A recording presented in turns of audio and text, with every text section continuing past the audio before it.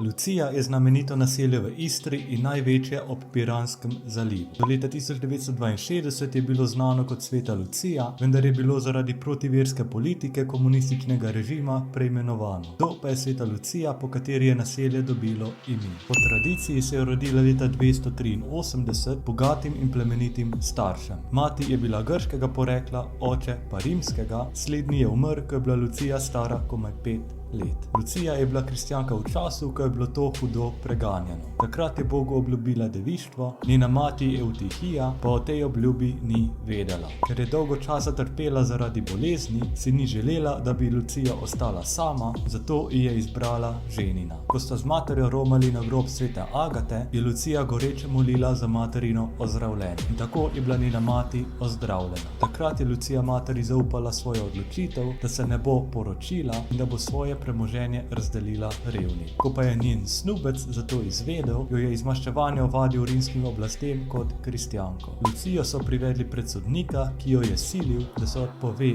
veri, vendar je ostala neomajna, zato so jo obsodili na hudo trpljenje. Ko so jo želeli odpeljati v hišo nečistosti oziroma bordel, je po izročilu postala tako težka, da jo niti voli niso mogli premakniti. Zatem so jo skušali živo zažgati, vendar ji ogenj ni škodoval. Končno so leta 304 usmrtili z mečem, tem pa naj bi pri mučenju iztaknili oči ali pa si jih je iztaknila sama, da bi ohranila svojo čistost. Tako je danes Sveta Lucija zavetnica vida in oči, zato se k njej zateka po pomoč pri očesnih boleznih, slepoti in slabem vidu.